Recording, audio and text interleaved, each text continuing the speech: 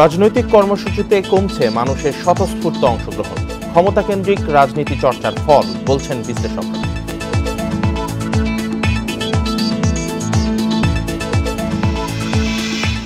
তাপপ্রবাহের মধ্যেই school college খুলছে আজ। গরমের কারণে কমানো হয়েছে ক্লাসের সময়।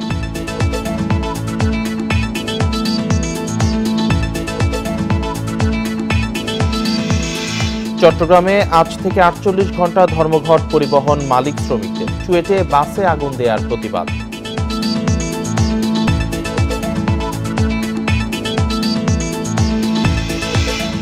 পরিবেশের জন্য বিপর্যয়কর গ্যাস ছড়াচ্ছে ঢাকার ডাম্পিং স্টেশনগুলো। বাড়ছে উত্তাপ, তৈরি হচ্ছে স্বাস্থ্য ঝুঁকি।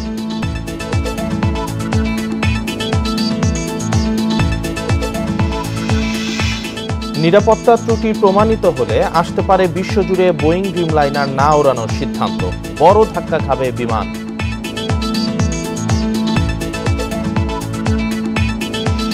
স্বাগত ইন্ডিপেন্ডেন্ট সংবাদে। আপনাদের সাথে আছে আমি রাকিব আহমেদ এবং আমি জান্নাতুল ফেরদৌস রুবা। এতক্ষণ শিরোনাম জানাচ্ছিলাম, এবার বিস্তারিত। রাজনৈতিক কর্মসূচিতে সাধারণ মানুষের স্বতঃস্ফূর্ত অংশগ্রহণ দিন দিনই কমছে। গণ ইস্যু ভিত্তিক কর্মসূচি বাদ দিয়ে ক্ষমতা কেন্দ্রিক রাজনীতির চর্চার কারণেই এ পরিস্থিতির সৃষ্টি হয়েছে বলে মনে করেন রাজনীতিবিদ ও সমাজতত্ত্ববিদেরা।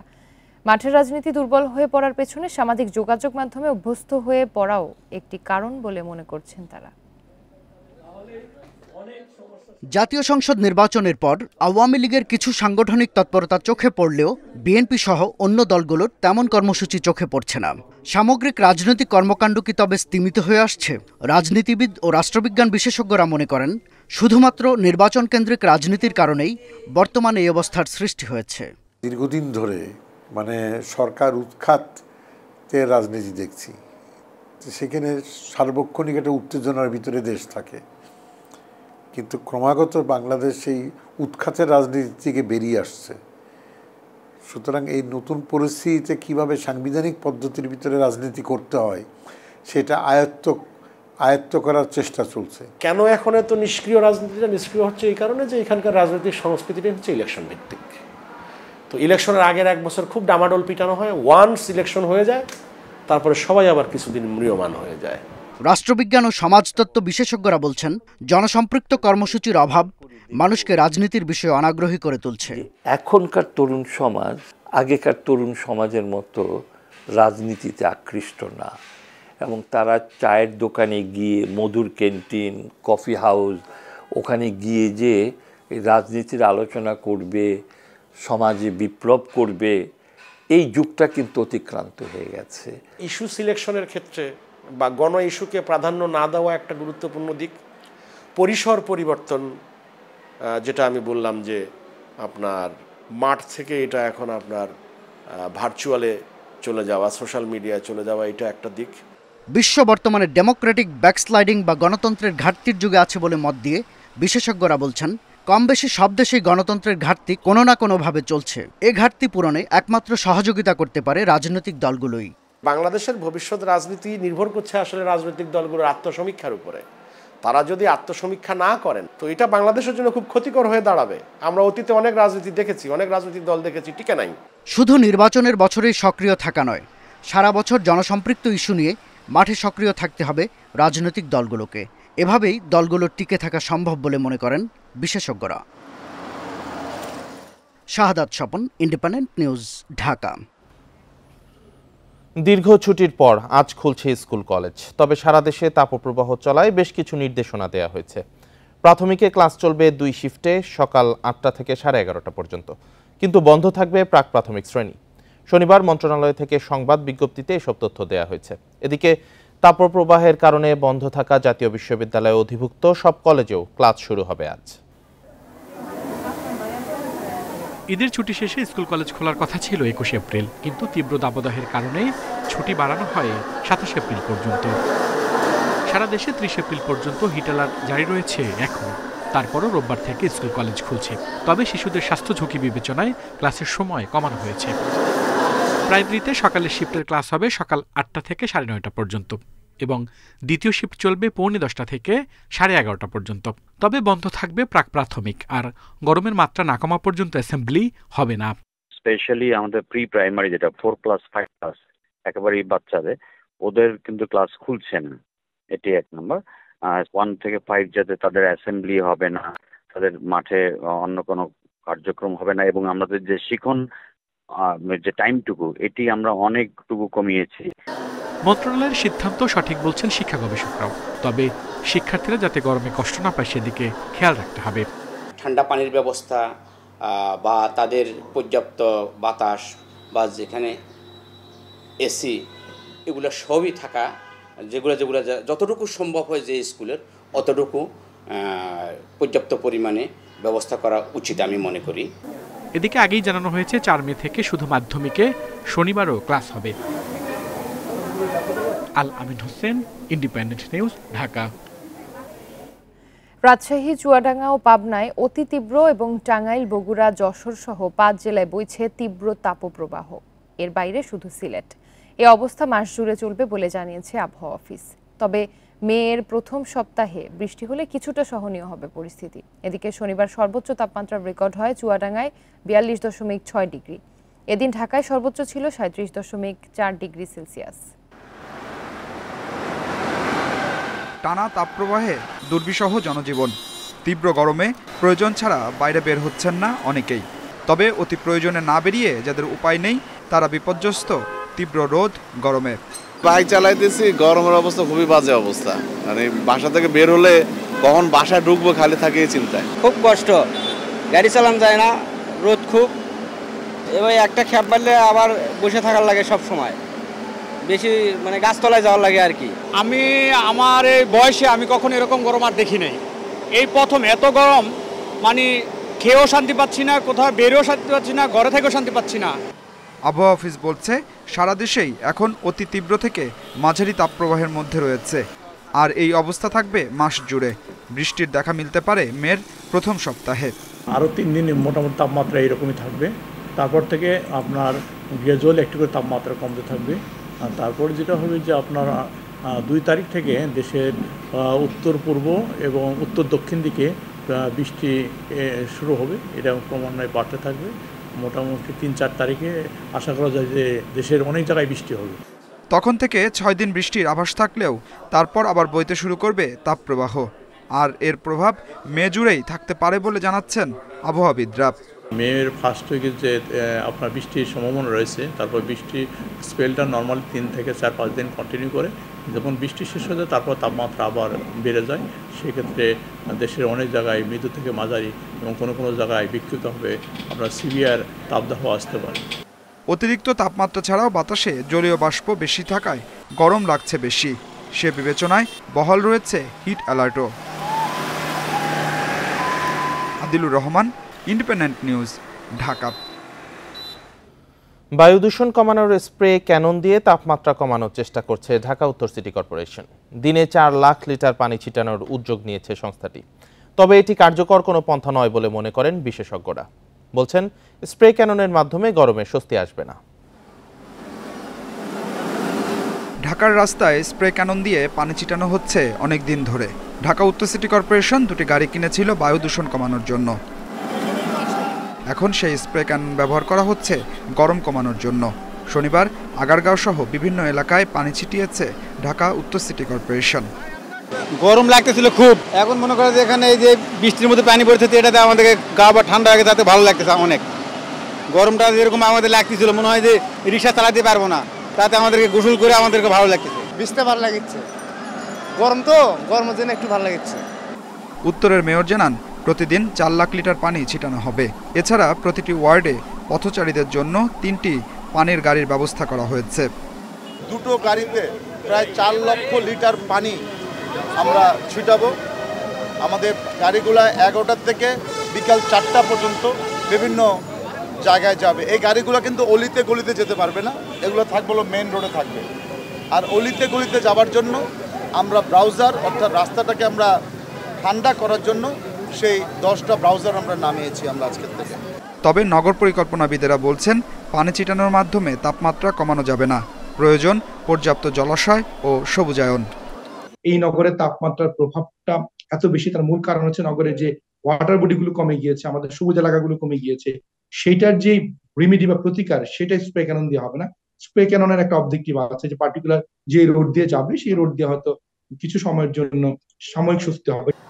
বৃক্ষরোপণ সহ অন্যান্য যেসব পদক্ষেপ নিয়েছিল সিটি কর্পোরেশন সেগুলো বাস্তবায়নের তাগিদ দিয়েছেন বিশেষজ্ঞরা। Adilur Rahman, Independent news, Dhaka. চট্টগ্রাম প্রকৌশল ও প্রযুক্তি বিশ্ববিদ্যালয়ে চুয়েটের 2 শিক্ষার্থীর সড়ক দুর্ঘটনায় মৃত্যুর পর গাড়ি পোড়ানোর প্রতিবাদে ধর্মঘট ডেকেছে পরিবহন মালিক শ্রমিকরা। আজ ভোর 6টা থেকে 48 ঘন্টা ধর্মঘটের ঘোষণা দিয়েছে বৃহত্তর চট্টগ্রাম গণপরিবহন মালিক শ্রমিক ঐক্য পরিষদ। শনিবার দুপুরে বৈঠক শেষে এই সিদ্ধান্তের কথা জানান পরিষদের আহ্বায়ক মঞ্জুরুল আলম চৌধুরী। বলেন, গত সোমবার চট্টগ্রাম কাপ্তাই সড়কে বাসের ধাক্কায় মোটরসাইকেল আরোহী 2 চুয়েট শিক্ষার্থী নিহতের পর রাস্তা অবরোধ করেন শিক্ষার্থীরা।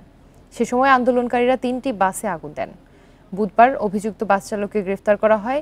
এই রুটের চালক ও শ্রমিকদের হুমকি দেওয়া হচ্ছে বলেও অভিযোগ করেন ঐক্য পরিষদ নেতারা। ধর্মঘটে 3 পার্বত্য জেলা, চট্টগ্রাম এবং কক্সবাজারের 120টি রুটে বাস চলবে না বলে ঘোষণা দেওয়া হয়েছে।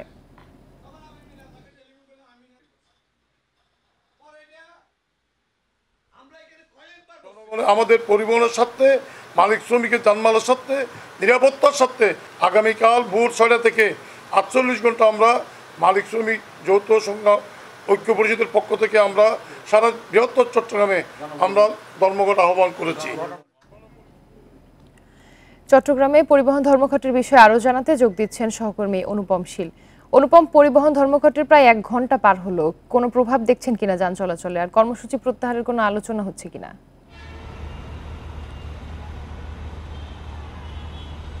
আমরা এখন আছি চট্টগ্রামের টাইগার পাস মোড়ে এবং ভোর 6টা থেকে এই পরিবহন ধর্মঘট যেটি বিশেষ করে বাস ধর্মঘট সেটি শুরু হয়েছে এবং ইতিমধ্যে আমরা চট্টগ্রামের রাস্তায় কিছু বাস নেমেছে, কিন্তু সেটির প্রয়োজনের তুলনায় খুবই কম। কালকে যখন এই বৃহত্তর পরিবহন মালিক শ্রমিক ঐক্য পরিষদ এই যে ধর্মঘটের ডাক দেয়, তখন কিন্তু আরও 3টি সংগঠন আমরা দেখেছি যে এটি প্রত্যাখ্যান করে এই ধর্মঘটটি প্রত্যাখ্যান করে তারা প্রেস বিজ্ঞপ্তি পাঠিয়েছিল। সেই প্রেক্ষাপটে যারা মূলত এই ধর্মঘটটি প্রত্যাখ্যান করেছে তাদের অধীনস্থ যে সমস্ত গণপরিবহন আছে বা বিশেষ করে বাস আছে সেগুলো এখন রাস্তায় আছে। তবে স্বভাবতই দেখতে পাচ্ছেন সপ্তাহের প্রথম দিন এবং আজকে থেকে আবার স্কুল কলেজ খোলা এবং এই প্রেক্ষাপটে দেখতেই পাচ্ছেন যে রাস্তার মোড়ে মোড়ে যে যাত্রীদের ভিড়, বিশেষ করে যারা বাসে করে বিভিন্ন স্থানে যাতায়াত করেন সেই ধরনের যাত্রীদের প্রচুর ভিড় আছে এবং এই মুহূর্তে বিভিন্ন পোশাক শ্রমিক কারখানাগুলোতেও সাধারণ শ্রমিকদের যাওয়ার কথা। এছাড়া চট্টগ্রামে যে গতকাল রাতে যে সমস্ত বাসে করে যাত্রীরা বিভিন্ন দেশের বিভিন্ন প্রান্ত থেকে এসেছিলেন তারাও কিন্তু নির্ধারিত গন্তব্যে যেতে একটি বড় ধরনের ভোগান্তিতে পড়েছেন। সবকিছু মিলিয়ে আসলে এই মুহূর্তে চট্টগ্রামের রাস্তায় কিছু বাস চলাচল করছে, তবে সেটি প্রয়োজনের তুলনায় খুবই কম। আর মূলত একটু বলতে চাই যে কারণে এই ধর্মঘটটি ডাকা হয়েছে, আমরা জানি যে গত কয়েকদিন ধরে চট্টগ্রাম প্রকৌশল ও প্রযুক্তি বিশ্ববিদ্যালয়ে শিক্ষার্থীদের এক ধরনের আন্দোলন চলছিল।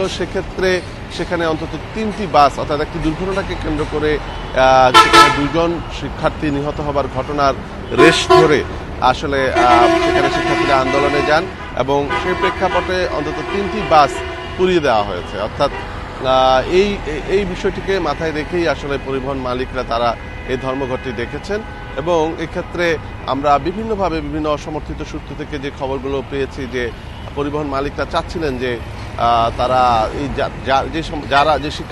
যেসব শিক্ষার্থী তাদের এই বাসগুলো পুড়িয়ে দিয়েছিল তাদের বিরুদ্ধে আইনগত ব্যবস্থা নেওয়া যায় কিনা, সেই জায়গাটিতে তারা কিছুটা ব্যর্থ হয়েছেন এবং সেই প্রেক্ষাপটে এখন তারা এই ধর্মঘটের ডাক দিয়েছেন।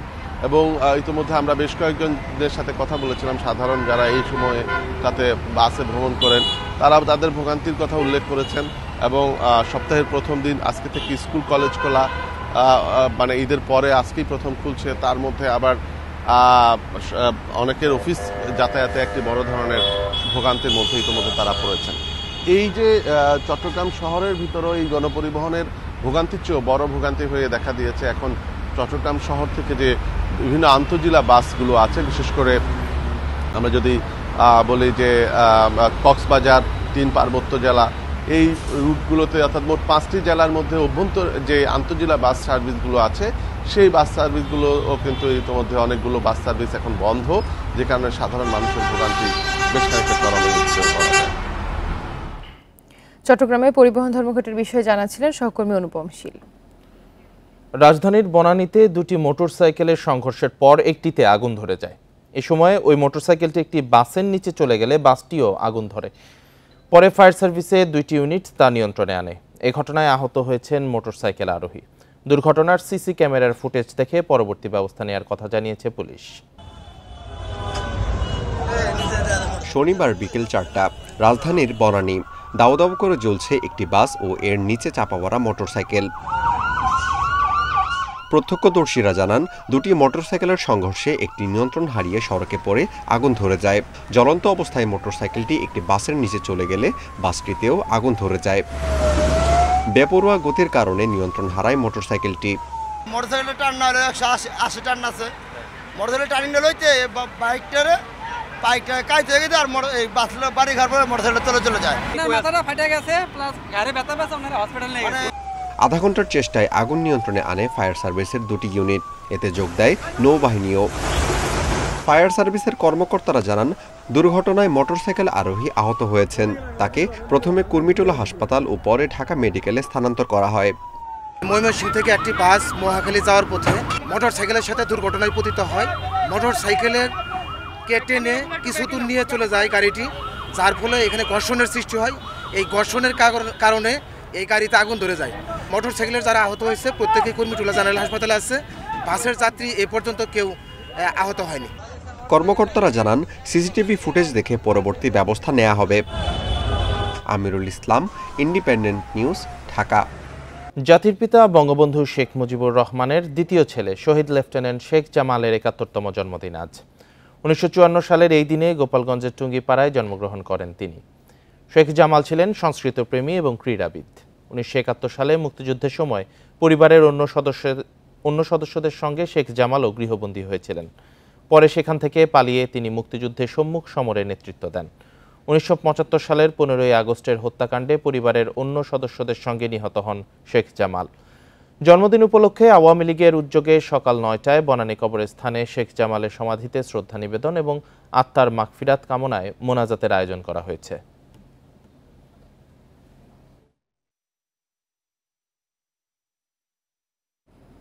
সোমালি জলদস্যুদের কবল থেকে মুক্ত এমভি আবদুল্লাহ জাহাজ ৩ থেকে ৪ দিনের মধ্যে চট্টগ্রামের উদ্দেশ্যে রওনা হবে। দুবাইয়ের হামরিয়া বন্দরে কয়লা খালাস শেষ করেছে জাহাজটি। মালিক প্রতিষ্ঠান এসআর শিপিং এর প্রধান নির্বাহী মেহেরুল করিম জানান, ৫৫,০০০ টন কয়লা খালাস শেষ হয় শনিবার। একই দিন বাংলাদেশ সময় সন্ধ্যা ৭:৩০টায় হামরিয়া বন্দর ত্যাগ করে জাহাজটি। সংযুক্ত আরব আমিরাতের মিনা সাকার বন্দর থেকে নতুন পণ্য বোঝাই করবে এটি। এরপরই ২৩ নাবিককে নিয়ে চট্টগ্রাম বন্দরের উদ্দেশ্যে রওনা দেবে। সেই হিসেবে এমভি আবদুল্লাহ মে মাসের দ্বিতীয় সপ্তাহে দেশে পৌঁছাতে পারে বলে ধারণা করা হচ্ছে।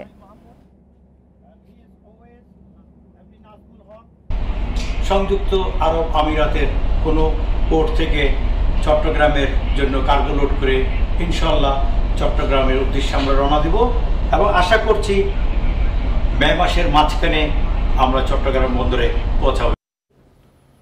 রাজধানীর ভাসানটেকে গ্যাস লিকেজের আগুনে দগ্ধ আরও একজনের মৃত্যু হয়েছে। শনিবার সন্ধ্যায় চিকিৎসাধীন অবস্থায় মারা যান তিনি। এ নিয়ে একই পরিবারের দগ্ধ ৬ জনই মারা গেলেন। ওই ঘটনায় দগ্ধ লিজা শেখ হাসিনা বার্ন ও প্লাস্টিক সার্জারি ইনস্টিটিউটে চিকিৎসাধীন ছিলেন। তার শরীরে ৩০% দগ্ধ ছিল। তার সেবা চলছিল হাসপাতালের হাই ডিপেন্ডেন্সি ইউনিটে। ৫ই এপ্রিল ভোরে ভাসানটেকের একটি বাসায় গ্যাস লিকেজ থেকে বিস্ফোরণের ঘটনা ঘটে। সে সময় দগ্ধ হন ৬ জন। পরে তাদের বার্ন ইনস্টিটিউটে ভর্তি করা হয়।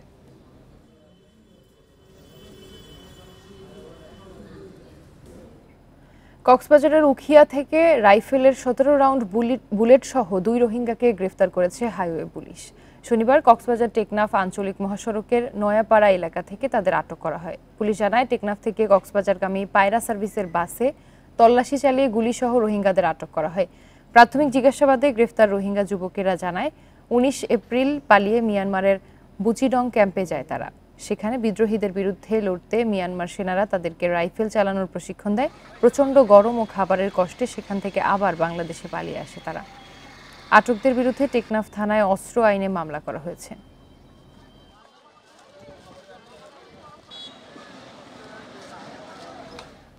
প্রতিষ্ঠার এক যুগেও বরিশাল বিশ্ববিদ্যালয়ে ছাত্রলীগের কমিটি না হওয়ায় বেড়েছে অভ্যন্তরীণ কোন্দল। অন্তত 13টি গ্রুপ আধিপত্য বিস্তারের চেষ্টায় সংঘাতে জড়ানোয় ব্যাহত হচ্ছে শিক্ষার পরিবেশ। এছাড়া বিভিন্ন গ্রুপের দায়ের করা মামলায় ঝুঁকির মুখে 150 শিক্ষার্থীর ভবিষ্যৎ। 2011 সালে প্রতিষ্ঠিত বরিশাল বিশ্ববিদ্যালয়ে বর্তমানে শিক্ষার্থী প্রায় 10,000। ক্যাম্পাসে ছাত্রলীগের কমিটি না থাকলেও ক্ষমতাসীন দলের ছাত্র সংগঠনের নামে সক্রিয় অন্তত 13টি গ্রুপ। ক্যাম্পাসে আধিপত্য বিস্তার নিয়ে প্রায়ই ঘটছে সংঘর্ষ। শিক্ষার্থীরা বলছেন, স্থানীয় আওয়ামী লীগ নেতাদের সমর্থন নিয়ে ক্যাম্পাসে রক্তিম, বাকি, শান্ত, তমাল, মঞ্জুর, শরীফ সহ বেশ কয়েকটি গ্রুপ সক্রিয়। নানা তুচ্ছ ঘটনায় সংঘর্ষের জেরে অন্তত 15টি মামলা করেছে এসব গ্রুপ। আসামি বিশ্ববিদ্যালয়ের 1.5 শতাধিক শিক্ষার্থী। একজনের সাথে রাজনীতি করেন, তার পক্ষে নাই, আপনি অটোমেটিক্যালি একটা মামলা খাওয়া যাবেন। শিক্ষকরা বলছেন, ক্যাম্পাসে তুচ্ছ ঘটনায় কর্তৃপক্ষকে পাশ কাটিয়ে থানায় মামলা দেওয়ায় অভিযুক্ত শিক্ষার্থীদের শিক্ষা জীবন ও ক্যারিয়ার ঝুঁকিতে পড়ছে। একটা আইনগত প্রক্রিয়া ফয়সালা হতে তো একটা দীর্ঘসূত্রিতার ব্যাপার ঘটে এবং শিক্ষার্থীদের দেখা গেল যে তারা এখানে বিশ্ববিদ্যালয়ে পাশ করার পরে তাদের পরবর্তীতে কর্মজীবনে যেও কিন্তু এটার একটা বিরূপ প্রভাব পড়ে। বিশ্ববিদ্যালয়ের বিভিন্ন গ্রুপের নেতাদের দাবি, এখন পর্যন্ত ছাত্রলীগের কমিটি না দেওয়ার কারণেই বাড়ছে কোন্দল। বিশ্ববিদ্যালয়ের যে দীর্ঘদিনের অচলায়তন, এই অচলায়তন ভেঙে শিক্ষার্থীদের একটি পরিষেবা দিবেন এবং শিক্ষার্থীরা যে ক্যারিয়ার যাদের হুমকির মুখে, যে মামলা হামলা, এই বিষয়গুলোকে তারা সুন্দরভাবে সমাধান করার চেষ্টা করবে। এ পর্যন্ত ক্যাম্পাসের বিভিন্ন ঘটনায় 3টি মামলায় 27 শিক্ষার্থীর বিরুদ্ধে অভিযোগপত্র দিয়েছে পুলিশ, জানালেন কমিশনার। তদন্ত পর্যায়ে আমরা দেখব যে সে যদি, যার বিরুদ্ধে মামলাটা হয়েছে, সে যদি সে ক্রিমিনাল অফেন্সে জড়িত থাকার যথেষ্ট সাক্ষ্য প্রমাণ থাকে, অবশ্যই তার বিরুদ্ধে চার্জশিটেড হবে। ক্যাম্পাসে শিক্ষার পরিবেশ বজায় রাখতে কর্তৃপক্ষ সজাগ আছে, বললেন উপাচার্য। আমাদের শিক্ষার্থীদের একটা নিরাপদ ভবিষ্যৎ এবং এই ভবিষ্যৎটা যেন তারা কোনো রকমের ঝামেলা না পোহাতে হয়, এই জন্য আমি প্রক্টর মহোদয়কে এই ব্যাপারে আরও নির্দেশ দিব। গত এক যুগে ক্যাম্পাসে 1/2 শতাধিক সংঘর্ষের ঘটনা ঘটেছে আর সড়ক অবরোধ হয়েছে 23 বার। Independent news. লক্ষ্মীপুরে যুবলীগ ও ছাত্রলীগ নেতা হত্যা মামলার 1 বছর পার হলেও তদন্তের অগ্রগতি নেই। পুলিশ প্রতিবেদন জমা না দেওয়ায় ক্ষুব্ধ নিহতদের স্বজনেরা। মামলার প্রধান আসামি ধরা না পড়ায় নিরাপত্তাহীনতায় ভুগছেন বাদী ও সাক্ষীরা। পুলিশ বলছে, আলোচিত মামলাটিকে গুরুত্ব দিয়ে তদন্ত করা হচ্ছে, কাজ অনেক এগিয়েছে।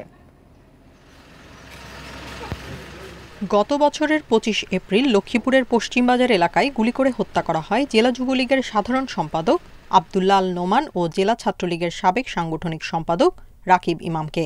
পরদিন মামলা হলে 23 আসামি গ্রেপ্তার হয়। তবে কয়েক মাসের মধ্যেই তারা জামিনে বেরিয়ে আসে। মামলার প্রধান আসামি বহিষ্কৃত আওয়ামী লীগ নেতা আবুল কাশেম জিহাদিকে এখনও গ্রেপ্তার করতে পারেনি পুলিশ। এতে ক্ষোভ জানিয়েছেন নিহতের স্বজন ও এলাকাবাসী। এই খুনিদেরকে গ্রেপ্তার করে আমাদেরকে যেন একটা শঙ্কামুক্ত করে। হুমকি ধমকি ছিলই, আর এখন এ পর্যন্ত, বিশেষ করে এ পর্যন্ত প্রধান আসামির যে আইনের আয়তা না আসার কারণে এখন দিন দিন প্রতিনিয়ত আমার এই হত্যা, এই হুমকি ধমকির ইয়েটা বাড়তেছে। নিহত আব্দুল্লাহ আল নোমানের ভাই মামলার বাদী মাহফুজুর রহমান জানান, মামলা তুলে নিতে ভয় ভীতি দেখানো হচ্ছে। যেহেতু প্রধান আসামি এবং তার সাথে আরো মেন 2-4 আসামি এখনো এরা আইনের আওতায় আসতে পারে নাই, ধরাছোঁয়ার বাইরে আছে। এরা বাইরে থেকে বিভিন্ন হোয়াটসঅ্যাপ কল দিয়ে মানুষকে আতঙ্কিত করতেছে। হত্যাকারীদের বিচার নিশ্চিতে দ্রুত তদন্ত প্রতিবেদন দেওয়ার দাবি জানিয়েছেন স্থানীয় জনপ্রতিনিধিও। আর পুলিশ বলছে, আলোচিত মামলা হওয়ায় প্রতিবেদন দিতে সময় লাগছে। আমরা মনে করি যে অতি শীঘ্রই তারাও গ্রেপ্তার হবে, আইনের আওতায় আসবে এবং অপরাধীদের সর্বোচ্চ সাজা নিশ্চিত হওয়ার জন্য আমাদের পক্ষ থেকে যতটুকু করণীয় আমরা সেটা করছি। আমরা চেষ্টা করছি মামলাটি সুষ্ঠু তদন্ত শেষে দ্রুত যেন পুলিশ প্রতিবেদন আমরা কোর্টে প্রেরণ করতে পারি এবং আমরা থেকে আশঙ্কা করতে পারি এই মামলা প্রশ্নবিদ্ধ হবে এমন কোনো তদন্ত এই মামলায় হবে না। তদন্ত কাজ অনেক দূর এগিয়েছে বলে জানিয়েছে পুলিশ। Independent news. ঢাকার ডাম্পিং স্টেশনগুলো থেকে ছড়াচ্ছে পরিবেশের জন্য বিপর্যয়কর 5টি গ্যাস। এর মধ্যে আছে নাইট্রোজেন ডাইঅক্সাইড, নাইট্রিক অক্সাইড থেকে কার্বন মনোক্সাইড পর্যন্ত। এতে বাড়ছে ঢাকার উত্তাপ, তৈরি হচ্ছে স্বাস্থ্য ঝুঁকি। ঢাকা বিশ্ববিদ্যালয় ও যুক্তরাষ্ট্রের জর্জিয়া বিশ্ববিদ্যালয়ের যৌথ গবেষণায় মিলেছে এ তথ্য। ঢাকার 2 সিটিতে দিনে তৈরি হয় 6,500 টনের বেশি বর্জ্য। এর বড় অংশই ফেলা হয় আমিনবাজারের এই ভাগাড়ে। এছাড়া আরও 9টি জায়গায় ফেলা হচ্ছে বর্জ্য। আর এই ভাগাড় থেকেই তৈরি হচ্ছে পরিবেশের জন্য বিপজ্জনক অন্তত 5টি গ্যাস। এর মধ্যে আছে nitrogen dioxide, nitric oxide, carbon monoxide থেকে শুরু করে ভোলাটাইল অর্গানিক কম্পাউন্ড পর্যন্ত। এতে উত্তপ্ত হচ্ছে ঢাকার বাতাস ও জমি। আর এই তথ্য দিচ্ছে ঢাকা বিশ্ববিদ্যালয় ও যুক্তরাষ্ট্রের জর্জিয়া বিশ্ববিদ্যালয়ের গবেষণা। প্রকাশ হয়েছে বিজ্ঞান সাময়িকী অ্যাটমসফেয়ারিক কেমিস্ট্রিতে। এই যে গ্যাসগুলো আমাদের এখানে আসছে এবং এটা প্রতিনিয়ত আমাদের এখানে ইমিশন হচ্ছে, তো সেটার কারণেই বছরের এই সময়টা দেখা যাচ্ছে যে এমনি ন্যাচারালি অনেক গরম, সূর্যের জন্যই আমাদের এখানে অনেক গরম পায়, তারপরে এই গ্যাসের কনসেন্ট্রেশনগুলো বেশি থাকাতে এটা আরও বেশি গরম পড়ে। বিশ্বে অনেক এক্সাম্পল আছে তারা এই গার্বেজকে সুন্দরভাবে কাজে লাগিয়ে সেটা থেকে উপকৃত হচ্ছে এবং সম্পদে পরিণত করতেছে। আমাদেরও সেরকম একটা ব্যবস্থা করতে হবে এখানে। এসব গ্যাস বাতাসে স্থায়ী হতে পারে 10 থেকে 400 বছর পর্যন্ত। আবহাওয়াগত কারণে কোনো এলাকার তাপমাত্রা যে পরিমাণ বাড়ে তার সঙ্গে এই 5 গ্যাস যুক্ত হলে ভয়াবহ হয় পরিস্থিতি। আমরা ঢাকা শহরে 36টা লোকেশনে যখন সার্ভে করি আমরা দেখি যে কোনো একটা ওয়েস্ট ডাম্পিং সাইডের আশেপাশে তাপমাত্রাটা বেশি থাকে, আবার সবুজ এবং জলাধারের পরিমাণ যেখানে বেশি সেখানে তাপমাত্রাটা কম থাকে। সেইখানে বর্জ্যগুলো পচে বিভিন্ন বায়োগ্যাসের সুবিধা আমরা না নিতে পারার কারণে সেই গ্যাসগুলোই কিন্তু মিথেন আকারে বায়ুমণ্ডলে যাচ্ছে এবং বায়ুমণ্ডলকে একদিকে দূষিত করছে, অন্যদিকে উত্তপ্ত করছে। যৌথ ওই গবেষণা বলছে মাতোয়াইল ও আমিনবাজারে এসব গ্যাস যে পরিমাণ পাওয়া গেছে তা বিশ্ব স্বাস্থ্য সংস্থার মানমাত্রার চেয়ে প্রায় 6 গুণ বেশি। Jahanara Parvin, independent news, Dhaka. নিরাপত্তা ত্রুটি বুঝতে পেরেই বোয়িং কোম্পানি ড্রিমলাইনার উড়োজাহাজের উৎপাদন কমিয়েছে বলে ধারণা এভিয়েশন বিশেষজ্ঞদের। এই ত্রুটি প্রমাণিত হলে বিশ্বজুড়ে 1100-র বেশি ড্রিমলাইনার না উড়ানোর সিদ্ধান্ত হতে পারে বলেও আশঙ্কা তাদের। এতে বড় ধাক্কা খাবে বাংলাদেশের বিমানের ব্যবসা। সম্প্রতি যুক্তরাষ্ট্রের বোয়িং কোম্পানির সাবেক এক প্রকৌশলী ড্রিমলাইনার সিরিজের কাঠামোগত ত্রুটি নিয়ে তথ্য প্রকাশ করেন। পরে এই সিরিজের উৎপাদন কমানোর সিদ্ধান্ত নেয় কোম্পানিটি। এভিয়েশন বিশেষজ্ঞদের মধ্যে এখন এই বিষয়টি আলোচিত হচ্ছে বেশি। বিশেষজ্ঞরা ধারণা করছেন নিজেদের উড়োজাহাজে ত্রুটির বিষয়টি বুঝতে পেরেই এমন সিদ্ধান্ত নিয়েছে বোয়িং। কোথায় কোথায় হয়তোবা ওনার চোখে পড়ছে কোয়ালিটি কম্প্রোমাইজ হচ্ছে বা হতে পারে, তারা এটাকে স্লো ডাউন করার যে চিন্তাটা করছে বোয়িং, হয়তোবা তারই প্রেক্ষাপটে হতে পারে। এটা স্যাম যেটা বলেছিলেন যে দ্রুত উৎপাদন করতে গিয়ে মানে ছাড় দেওয়া হয়েছে, তার মানে এটাকে তারা স্বীকার করে নিলেন যে কারণে উৎপাদনটা কমে আনলেন। হ্যাঁ, প্রকারান্তরে তো সেটাই বোঝা যায় আর কি। হ্যাঁ, কেননা এই এয়ারক্রাফটটা যখন ডেলিভারি শুরু হলো তখন অনেক মানে আনএক্সপেক্টেড নাম্বার অফ এয়ারক্রাফটের অর্ডার সারা বিশ্ব থেকে তারা প্রকিউর করেছিল। বহরে থাকা 6টি ড্রিমলাইনার দিয়ে যুক্তরাষ্ট্র, কানাডা সহ কয়েকটি লম্বা রুট পরিচালনা করে বাংলাদেশ বিমান। এগুলো সহ বিশ্বজুড়ে চলছে এই সিরিজের 1100-র বেশি উড়োজাহাজ। ত্রুটির কারণে এসব বসিয়ে দিতে হলে আকাশপথের ব্যবসায় বড় ধাক্কার আশঙ্কা এভিয়েশন সংশ্লিষ্টদের। এতগুলো এয়ারক্রাফট যদি গ্রাউন্ডেড করা হয় সেই ক্ষেত্রে বিশ্ব এয়ার চলাচলের ক্ষেত্রে একটা বড় ধরনের বিপর্যয় দেখা দেবে এবং অন্যদিকে এয়ারলাইনগুলো কিন্তু একটা বড় সমস্যায় পড়তে হবে। এর আগেও 737 ম্যাক্স উড়োজাহাজে ত্রুটি নিয়ে আলোচনা উঠেছিল। এর জেরে প্রায় 400 বিমান না ওড়ানোর সিদ্ধান্ত নেয় বোয়িং। সবশেষ গেল শুক্রবার যুক্তরাষ্ট্রের একটি বিমানবন্দর থেকে ওড়ার কিছুক্ষণ পর বোয়িং 767 উড়োজাহাজের জরুরি বহির্গমন স্লাইডার খুলে যাওয়ার ঘটনা ঘটে। আল আমিন হক অহন, ইন্ডিপেন্ডেন্ট নিউজ, ঢাকা। 200 গাড়ি পেলে 23,000 কোটি টাকা আয়কর আদায় বাড়ানো সম্ভব। দাতা সংস্থা আইএমএফকে এমন প্রতিশ্রুতি দিয়েছে জাতীয় রাজস্ব বোর্ড এনবিআর।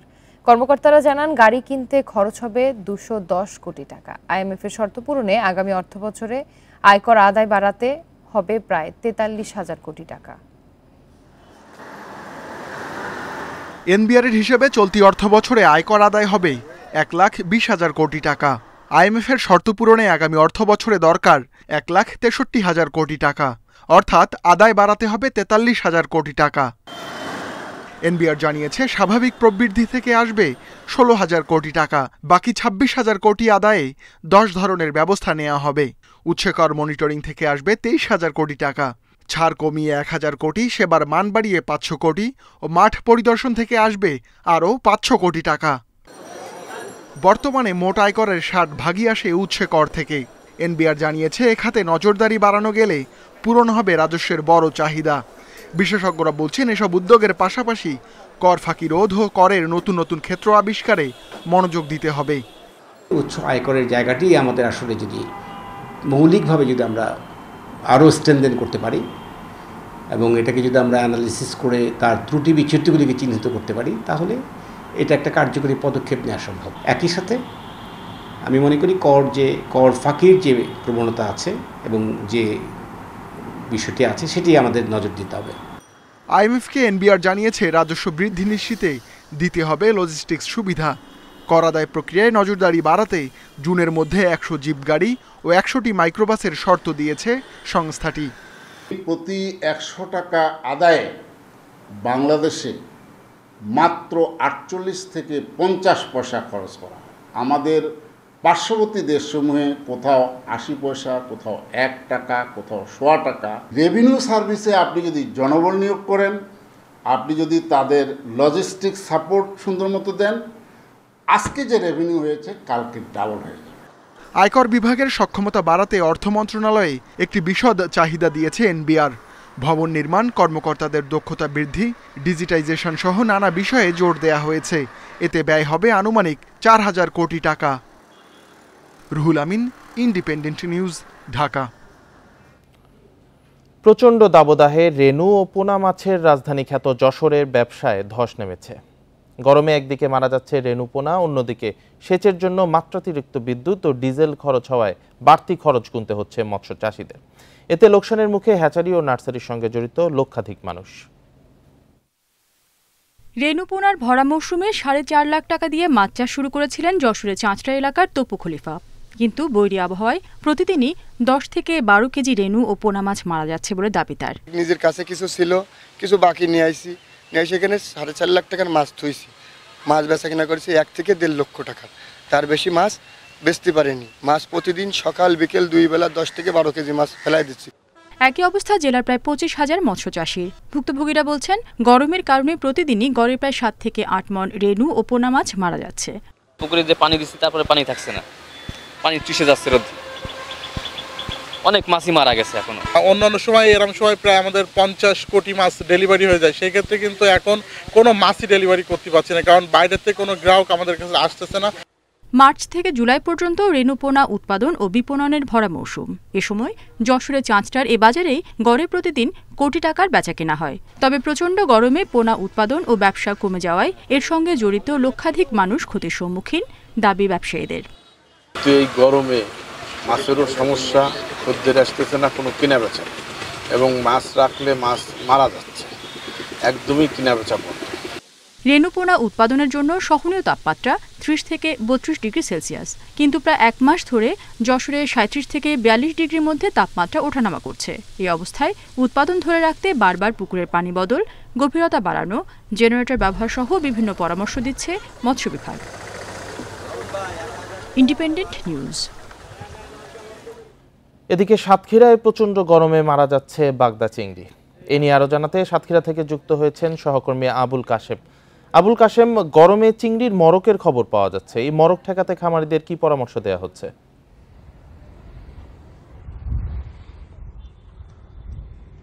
দেখুন, আসলে পরামর্শটা হলো যে বাগদা যে ঘের রয়েছে এই ঘেরে পানির গভীরতা বাড়াতে হবে।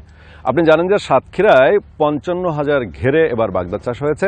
উৎপাদনের লক্ষ্যমাত্রা নির্ধারিত রয়েছে 30,000 মেট্রিক টন। তবে সেই যে টার্গেট, সেই টার্গেট অর্জিত না হওয়ার আশঙ্কা দেখা দিয়েছে। বর্তমান সময়ে প্রচণ্ড তাপদাহে বাগদা বিপুল পরিমাণে মারা যাচ্ছে। আমি গতকাল বিশেষ করে সাতক্ষীরা সদর উপজেলার দক্ষিণ অঞ্চল সহ বিভিন্ন এলাকায় খোঁজখবর নিয়ে যেটা জানতে পেরেছি সেটি হলো যে এই যে বাগদার এখন যে মৌসুমটা, এই মৌসুমে যারা চাষি রয়েছেন এই চাষিরা তারা এখানে আটন রয়েছে, এই আটনে কিন্তু তারা মাছ পাচ্ছেন না।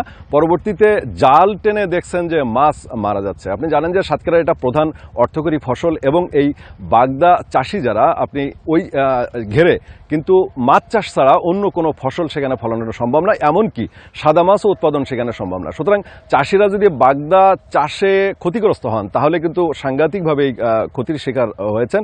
আমরা এই বিষয়ে কথা বলেছিলাম মৎস্য কর্মকর্তাদের সঙ্গে। তারা যে বিষয়ে পরামর্শটা দিয়েছেন সেটি হলো যে পানির গভীরতা 5 থেকে 6 ফিট ধরে রাখতে হবে। আপনি জানেন যে সাতক্ষীরার সবচেয়ে বড় সমস্যা হলো যদিও 55,000 ঘেরে বাগদা চাষ হয়েছে কিন্তু এই ঘেরগুলো গড়ে উঠেছে অপরিকল্পিতভাবে, আন্তঃসংযোগ নাই, নদীগুলোর আন্তঃসংযোগ নাই। আমি আপনাকে একটা উদাহরণ দিই যে সদর উপজেলার দক্ষিণ অঞ্চলে একটি নদ রয়েছে, সেই নদের নাম হচ্ছে মরিচচাপ নদ।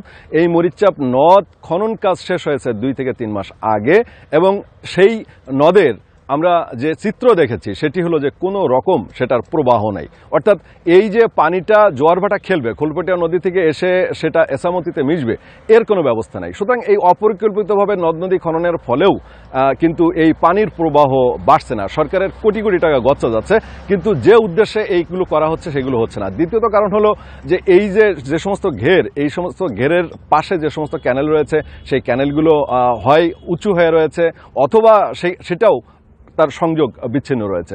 এই অবস্থাতে আসলে সাতক্ষীরার এই গরমের সময় যে বিপুল পরিমাণ ক্ষতির শিকার চাষিরা হচ্ছেন।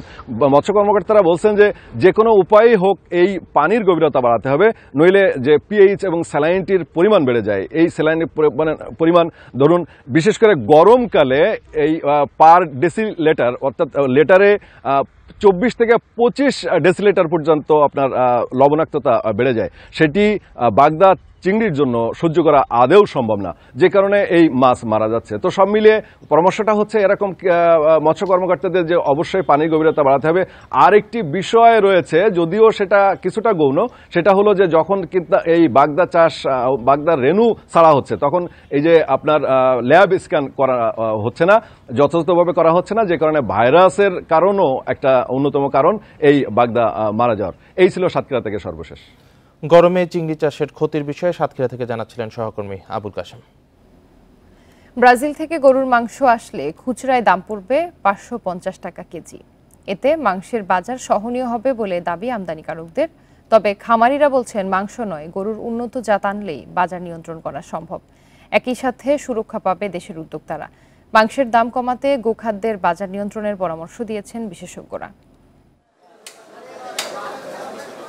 1 কেজি গরুর মাংসের দাম 800 টাকায় উঠেছে। এই অবস্থায় ব্রাজিল থেকে মাংস আমদানি করতে চায় ঢাকা।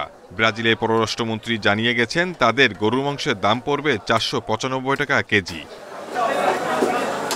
আমদানিকারকরা বলছেন 2022 সাল থেকে মাংস আমদানি বন্ধ রয়েছে। চোরাই পথে ভারত থেকে অল্প পরিমাণ হিমায়িত মহিষের মাংস আসছে। সেই মাংস ঢাকায় বিক্রি হয় 500 টাকা কেজিতে, কেনেন রেস্তোরাঁ ব্যবসায়ীরা। আমরা তো অনেক দিন ধরে অপেক্ষা করছি, যেহেতু ভোক্তারাও মাংস পাচ্ছে না, আমরা অপেক্ষা করছি আমদানি হলে। যে আমদানিকারকরা আগে ছিল, যাদের ব্যবসা ছিল, যারা ইনভেস্ট করেছিল ইনফ্রাস্ট্রাকচারে, কোল্ড স্টোরে, গাড়িতে, তারাও বেঁচে যায়, অনেকগুলো পরিবার ভালো চলতে পারে, সেই সাথে ভোক্তারাও কিন্তু মাংস খেতে পারবে। বিশেষজ্ঞরা বলছেন আমদানি করা মাংসের দাম কম হলেও হিমায়িত খাদ্যে অভ্যস্ত নয় এদেশের মানুষ, মান নিয়েও শঙ্কা থেকে যায়। কম দামে পাইতে গেলে লো গ্রেডের মাংস আসতে হবে, সেটা শুধুমাত্র হোটেল বা রেস্টুরেন্টগুলো ছাড়া চলার কোনো সুযোগ নেই। মানুষের আমার মনে হয় এখান থেকে আসলে যথার্থই তারা যেটা বলছে যে সেটা হচ্ছে যে মানে মানুষের বিফ খাওয়ার প্রতি যে রুচি বা ইয়েটা সেটা অনেকটা নষ্ট হবে বলে আমি মনে করি। কিন্তু খামারিরা বলছেন মাংসের দাম কমাতে গিয়ে দেশের উদ্যোক্তাদের বিপদে ফেলার পরিকল্পনা হচ্ছে। তাই মাংস আমদানি না করে গরুর উন্নত জাত নিয়ে আসার তাগিদ তাদের। আমাদেরকে ব্রাজিল থেকে সিমেন কিংবা এমব্রায়ো আমদানি করতে হবে। সিমেন কিংবা এমব্রায়ো আমদানি করে ব্রাজিল যেই জাতের গরু লালন পালন করে মাংস উৎপাদন করতেছে, আমরা সেই জাতের গরু আমাদের দেশে লালন পালন করে আমরা মাংস উৎপাদন করে আমরাও দেখাই দিতে চাই ব্রাজিল থেকে কম দামে আমরা আমাদের দেশে উৎপাদন করে আমরা আমাদের দেশের জনগণকে মাংস খাওয়াতে সক্ষম হব ইনশাআল্লাহ। 10 বছরে গরুর সংখ্যা বেড়েছে 10 লাখ আর মাংসের দাম বেড়েছে 150% বেশি। Shahid Ahmed, independent news, Dhaka. এই ছিল এখনকার সংবাদে। ইন্ডিপেন্ডেন্ট টেলিভিশনের সব খবর আরো বিস্তারিত জানতে চোখ রাখুন ফেসবুক, ইউটিউব ও টুইটার। ধন্যবাদ।